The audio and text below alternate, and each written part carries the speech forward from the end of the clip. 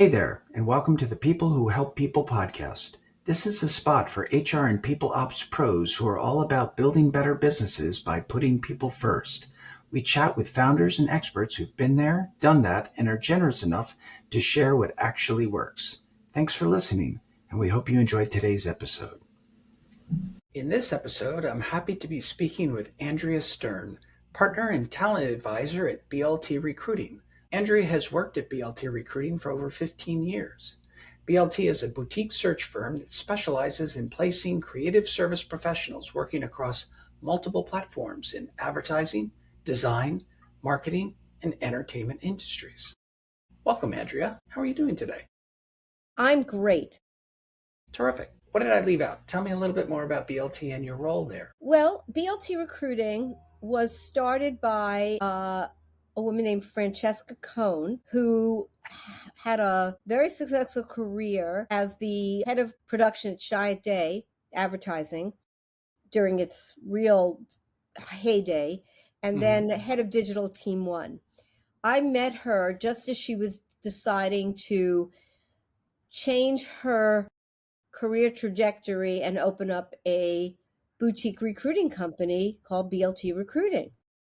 We met and I was intrigued. I was looking also for something new. I don't know how much you want me to go into my background. As much as you'd like. Well, okay. I'll just try to make this as brief as possible. It makes I've it reinvented myself within the advertising, marketing, promotion, production of entertainment business many times. So started off in New York as a production assistant working on commercials for advertising agencies. Moved up the ranks, became a producer of commercials, worked on some really high profile music videos as an associate producer. And then my husband and I decided to move out to Los Angeles, where I worked on a number of different freelance things, got a really fun job as the associate producer of Godzilla 1985 for New World Pictures, which has now become a cult classic. So it's always funny when the fans of that genre reach out and want to talk about that movie. It's hilarious to me. And then continued in production. And when I had left New York, I had been exposed to some really cool visual effects, having worked on the Cars videos. And so I found myself working at a post-production facility as an account manager and business development person, um, doing high-end visual effects for music video directors. I work with David Fincher, famous director, and it was a really fun experience. We became known as a place where directors could come and say, I have a vision. This is what I want to do. How can you help us get there? With what tools do you have that will help us realize our vision? And so I was part of that process, and that was really exciting and interesting. I've always gravitated towards working with creatives and not necessarily being a creative. And also, after my twins were born, didn't want to work that much, and my husband was was the executive producer for Walt Disney Records. So he said, will you come on board and just kind of take care of the business stuff? Because he's a creative. So I always find myself being a support person to the creative, which I thrive in and love. Let's see, I got to make this shorter because it goes on and on. Anyway, It's from okay. there, I got really involved in motion graphic design and was hired to head up business development and account management for one of the premier motion design companies in the world. And we launched, when I say launch, we did the branding and design of, I can't even count how many channels, networks, satellite systems all over the world and domestically. So worked extensively in motion graphic design, and then opened my own motion graphic design company. My partners, I was in partnership. They decided they wanted to leave the business. I continued going with it on my own independently. And then I met Frankie, who was starting BLT Recruiting. Okay. And she said, why don't you join me And I said, I'll tell you what, I'll join you on one condition. I don't want to work with the brand advertising side like the Chiat Days and the Deutsches and the Madison Avenue type agencies. I'm going to stick with motion graphic design and entertainment marketing, branding, promotion, and advertising. So I've always that was really where I was. Didn't mention I worked on trailers when I got out here too. So I've just touched everything. And what I like to say is that what makes BLT recruiting successful is the fact that myself and my partners all worked in the business and started recruiting. And I think that makes a huge difference. So many recruiters, and I'm no slight to recruiters who have learned their niche, but I think when you're in the entertainment space, and there's so much nuance between a motion designer and a key art designer and a social media, there's so much nuance. You really need to understand those nuances. And so I think that is a really nice differentiating fact for BLT recruiting. So that's kind of my story, I suppose. If you told me I'd be doing this for 15 years, I would have said, Okay. You must enjoy but I it. love it. Good. Yeah. Good. There's so many things I could ask about as follow-up questions. I'm going to start with twins. We have twins, 24-year-old twins, a boy and a girl. How about you? Boy and a Boy, girl, boy and a girl. Okay. 35. Terrific. God bless you. And God bless us. God I'm bless us older than all. you. I'll give you that. The second one is Cars videos. There may be some listeners who don't know that Cars were a really good group. So I'm excited that you worked on Cars videos. Not only that, they won the MTV Awards for Best Music Video. Very good. I forgot about that. I really enjoyed the Cars back in our day. The last one, Godzilla 1985. I love that story, and I love that people seek you out because you worked on Godzilla 1985. So funny. That's fun. Yeah, that's fun. Back to the business angle of things. I really liked how you said what makes us successful at BLT recruiting is that we all started in the business and that we understand the nuances in the creative world. How do you see that playing out as you seek new business for BLT recruiting? Well, for me, that's a twofold answer. So for me, I believe that that's a key selling point because I am mostly focused up until recently. My focus has really always been in this marketplace, the entertainment marketing, promotion, and advertising.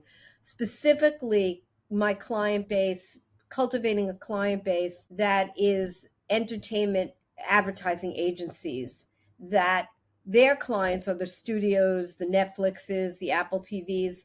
So I think that is just being known, and a lot of times clients will come to us because it's such a small incestuous little industry, even though it's lots of people in it, everybody, you know so sometimes an agency doesn't want to take someone from their competitor. They want to keep their hands clean, and so they'll hire us, and they won't say go get somebody from there. They'll say I'm looking for a senior level creative that has client relationships, and say no more. And a lot of times they'll hire us because of the fact that they don't want it being done to them, and so they feel like one step away, and it's a little bit nicer, I suppose. But that's not the only reason people hire us. I mean, they hire us because we really understand what the challenges are. Speaking of challenges, I'm curious. It feels like the creative world is under threat from what we can do with AI, amongst other things. It's not a day doesn't go by that I see a new video that was made by Google Veo, for example, and it's really good. No, you're not mistaken. It is terrifying to a lot of the people I work with. See some similarities. Well, it's now, if you look at what happened to the music business and then what's happening now with entertainment creatives, and the music business is also going to have this attack, they're under attack from AI the music industry is already so challenging because of what happened in the music business, which I've had a ringside seat to, having a husband who's been in that business and two kids who are both in the business. So, I don't know. I mean, I don't have a crystal ball. AI is certainly going to have its time and its space, and it's going to be adopted like all new technologies are. And like that, and what I'd like to think, I'm being, this is my hopeful side, is that just like all these new technologies, look, social media, we didn't have social media, what, I don't know, how many years ago? Now there's thousands of jobs for content creators, social media strategists, community managers, social media art. There's a whole category of opening of jobs now, and agencies have just started up because social media agencies with a specialty. So we don't know what jobs might come out of these technologies. I'm hopeful that we own, I mean, look, I don't. We have driverless cars driving around my streets right now, Have you like, taken a ride yet? no, but no, but but so I mean, we don't know. We don't know what we don't know, right? But I think there's no replacement for human emotion. But it is very challenging. It is very challenging right now. And AI is just one part of what's making it challenging. So, what's happened in entertainment marketing, promotion, and advertising, due to all the mergers and acquisitions and the enormous amount of layoffs and the enormous amount of, I mean, the way we consume entertainment has shifted dramatically. The ad-based idea of media is no longer a viable option. And so again, that has created other opportunities. So what you're seeing is ad dollars that used to be spent on 30-second commercials being spent more on experiential activations. So they're meeting people where they are. So if you're at a music festival, you know who your audience is, you know what you want to say to them. So again, one thing goes away and it creates this other opportunity. That's why I'm always so intrigued. It's just so fluid all the time. It's always changing. I don't know if that answered your question. It answered it perfectly. And that was the core of my question. It sounds like there's been a lot of change throughout your career. We're in a time of high disruption, Yes, and good word. we don't, Very we just, yeah. don't we don't know where it's going. However, we still have our own businesses to run. So I'm curious, how at BLT have you shifted either how you work or how you serve some of those new opportunities, such as experiential activations, maybe in the past where it was more staffing for the creation of a 30-second commercial? Are you getting requests for new types of talent or Yes, new yes. venues? How has that all changed? Yeah. So, And how have you kept up? well, first of all, what I want to say is the studios and the streamers still are producing content. I just want to follow up on that. And all that content still needs to be promoted, marketed, and advertised. All right. How that happens, what media streams it uses to get their message out has shifted. But they still need to do it, right? I mean, there's still key art when you're driving down the street and you see a big billboard. Okay. And so your question is, so right after COVID, everything was super busy. Like we never had, those were the two best years we ever had as a company. And me personally was the two best years I ever had. Then the bottom fell out. The heels of the strikes, the actor strike, the writer strike, and all, like I said earlier, the acquisitions and mergers really took a toll. 2024 was really bad.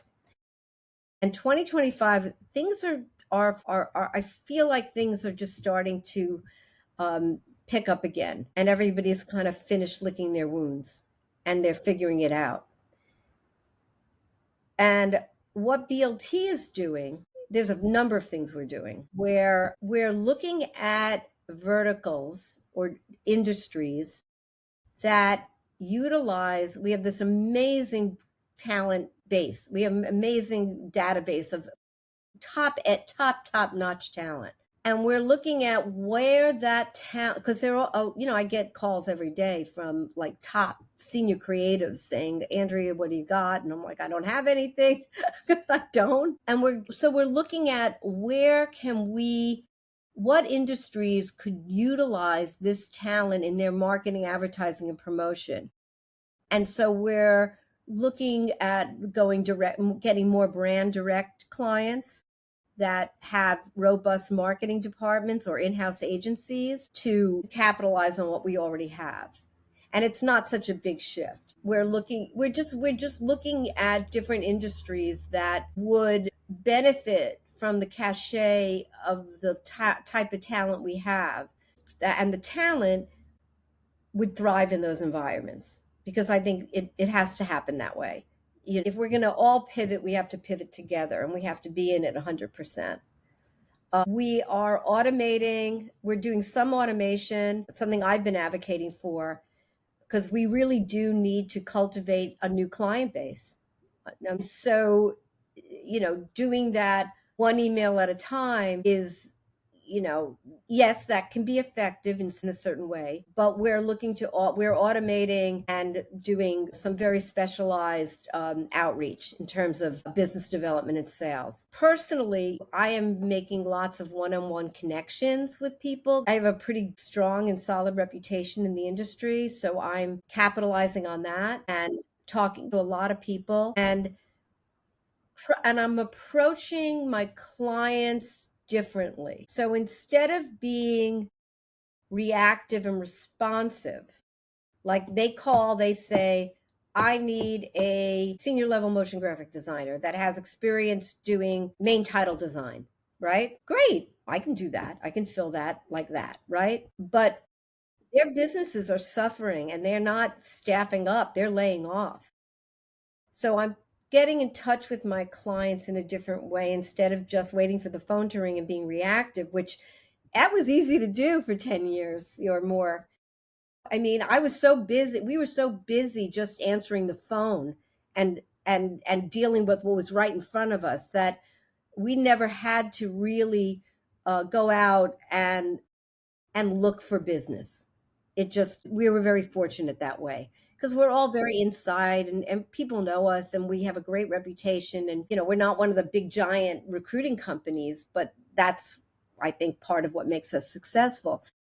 So when I'm talking to clients now, the conversation is more like, okay, client, I know you're not really looking to hire, and I know there are challenges. If I found you a candidate that could change what's going on in your business today, what would that person look like?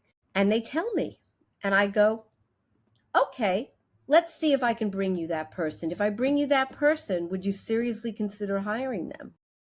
Yeah, Andrea, I'd hire him. Well, let's see if we can make that happen. Will you work with me? Will you commit to working with me to, because I don't want to just go off on a wild goose chase, right? And so I've had a little success doing that. Terrific.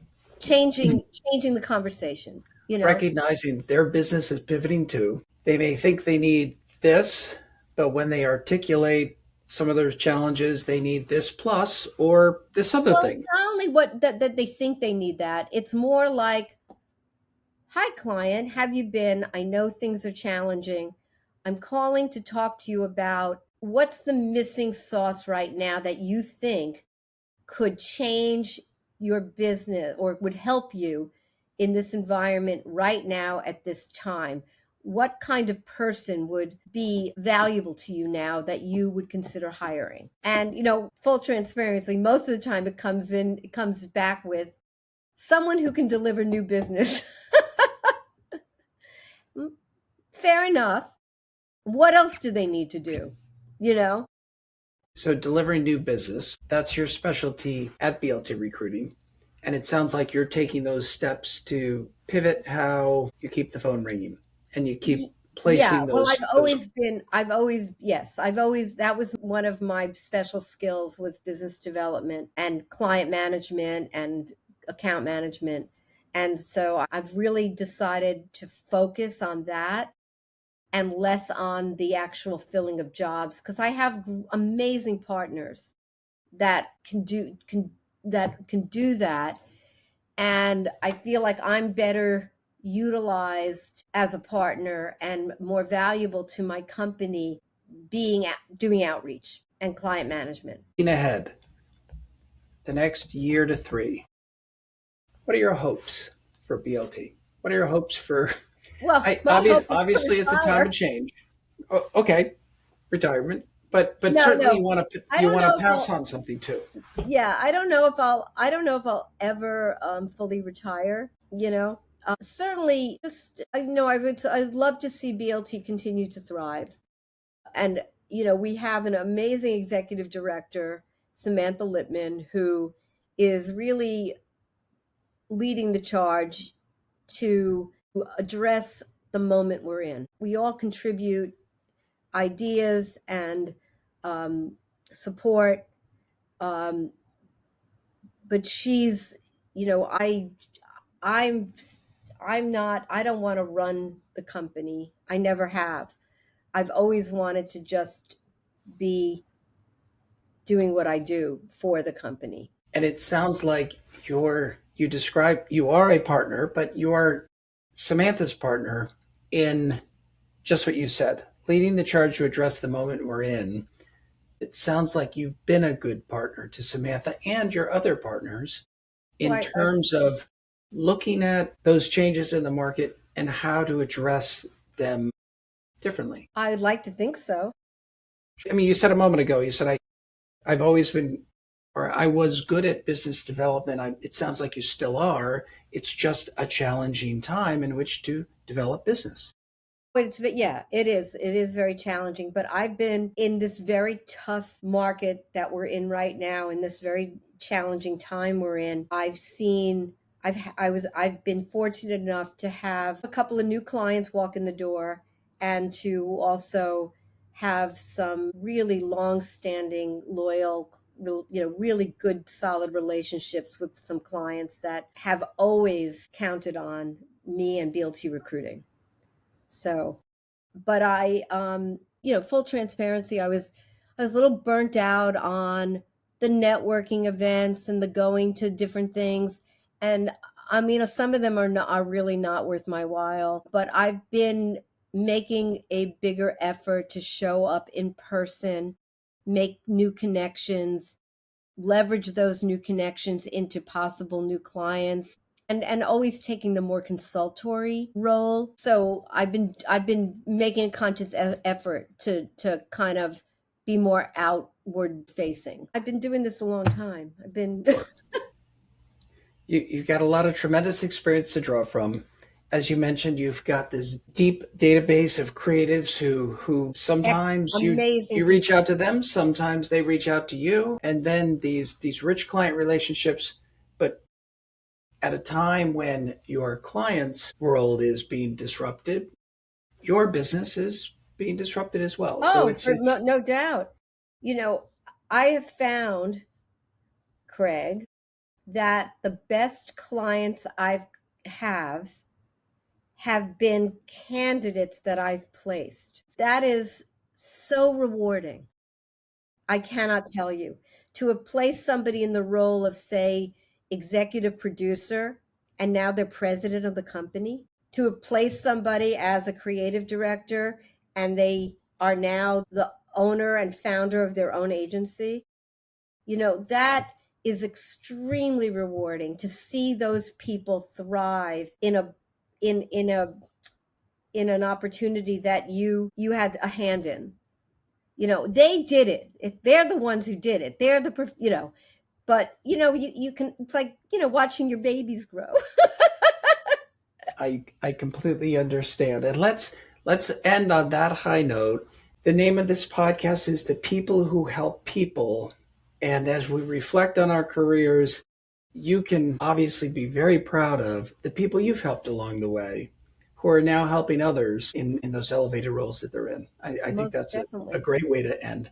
So, Andrea, I always end every podcast by asking of my guest, how can others get in touch with you? If they wanted to reach out, if they liked something they heard, or they had a further question, or just wanted to share, what's the best way to get in touch with you? On LinkedIn. On LinkedIn. Okay. I will add, if it's okay with you, in the description of this podcast, I'll put a link to your LinkedIn profile so people can connect with you. Okay, I just don't make any promises because I I, I must get I don't mean to sound, but I must get 7 to 10 people reaching out to me every day asking me to connect with them. I can't I can't I can't manage it all. And I spend a lot of time that I don't charge for consulting people who reach out on how to make themselves more viable in the workplace. Of course. And I do that for free. So I'll do my best, but I understand. My audience is others in our business, in the people helping people business. So I hope that it won't be the creatives reaching out necessarily, but perhaps a fellow professional who yeah, maybe maybe something you said they have resonated. maybe somebody in your network has a search needs and it's not in their lane and they need someone like me in this lane and vice versa. Those connections would be extremely valuable and worth having. Terrific. Well, I hope that those are the connections that result from this podcast Well, today. thank you so much, Craig. Thank you. Andrea, thank you so much for being my guest. I've enjoyed our conversation. And I good hope luck so. with those twins. Yes, they're adults, but Yes, yeah. understood. Take care now. You too. Bye.